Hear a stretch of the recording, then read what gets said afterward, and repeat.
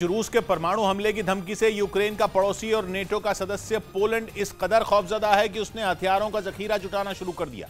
खबर है कि वो दक्षिण कोरिया के साथ घातक मल्टीपल रॉकेट लॉन्चर खरीदने की बड़ी डील करने की तैयारी में है, जिसके तहत उसे बड़ी संख्या में K239 चुनमू मल्टीपल रॉकेट लॉन्चर मिलेंगे, जो एक बार में 36 गाइडेड रॉकेट दाग सकते हैं और दुश्मन के ठिकानों, पुलों और रनवे को पलक झपकते ही तबाह करने की ताकत रखते हैं।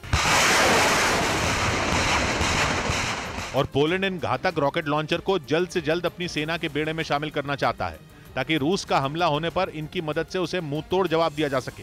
खबर है कि वो दक्षिण कोरिया से 288 मल्टीपल रॉकेट लॉन्चर खरीदेगा, जिसके लिए दोनों देशों के बीच करीब $600 करोड़ यानी भारतीय रुपयों में करीब 50,000 करोड़ की डील होने वाली है। इससे पहले पोलैंड दक्षिण कोरिया को बड़ी संख्या में टैंक, हॉवित्जर और फाइटर जेट की डिलीवरी का ऑर्डर दे चुका है। और रूस से उसके डर का अंदाजा इसी बात से लगाया जा सकता है कि उसने अपनी जमीन पर अमेरिका के परमाणु बम तैनात करने तक के लिए हामी भर दी, ताकि अगर पुतिन परमाणु बम गिरा दें तो पोलैंड भी जवाबी हमला कर सके। असल में पोलैंड के पास ऐसे आधुनिक हथियार नहीं हैं जिनकी मदद से वो रूस के परमाणु हथियारों की टक्कर ले सके। इसीलिए उसने नेटो के न्यूक्लियर वेपन्स शेयरिंग प्रोग्राम का हिस्सा बनने के लिए अमेरिका से बातचीत भी शुरू कर दी। और उसकी टेंशन जायज भी है, क्योंकि जंग की शुरुआत से ही खुलकर वो यूक्रेन के साथ खड़ा है।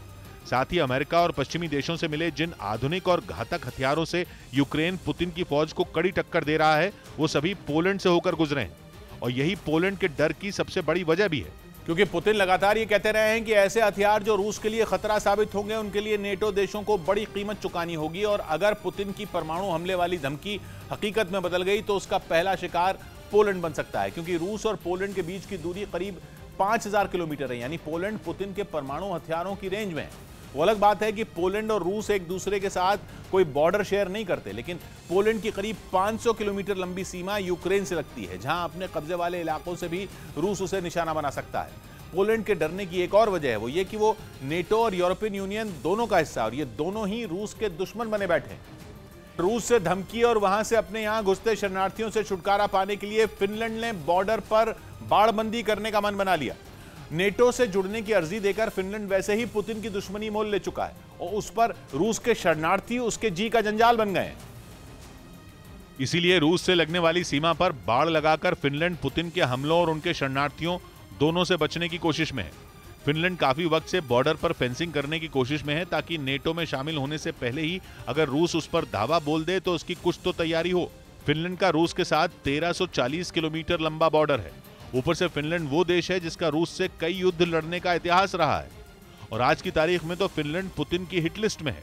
फिर जब से पुतिन ने यूक्रेन में लड़ने के लिए अपने और सैनिक भेजने का ऐलान किया है, तभी से वहां से कई लोग पड़ोसी देश फिनलैंड भाग चुके हैं। ऐसे में फिनलैंड में रूस के लोगों के लिए बॉर्डर बंद करने की मांग उठने लगी है। जम्मू कश्मीर के शोपियां में 2 मजदूरों की हत्या करने वाला आतंकी इमरान बशीर मारा गया। एक दिन पहले इस आतंकी ने 2 मजदूरों पर ग्रेनेड से हमला किया था, जिसे पुलिस ने पकड़ लिया था। और उसके अगले दिन जब पुलिस उसे एक मुठभेड़ में अपने साथ लेकर गई, तब वो मारा गया। पुलिस के मुताबिक सुरक्षा बल को शोपियां के ही एक इलाके में कुछ आतंकियों के छिपे होने की जानकारी मिली थी, जिसके बाद आतंकी इमरान बशीर को वहां अपने साथ ले जाया गया, जहां आतंकियों ने पुलिस पर हमला कर दिया। बताया गया कि आतंकी इमरान को एक दूसरे आतंकी की गोली लगी।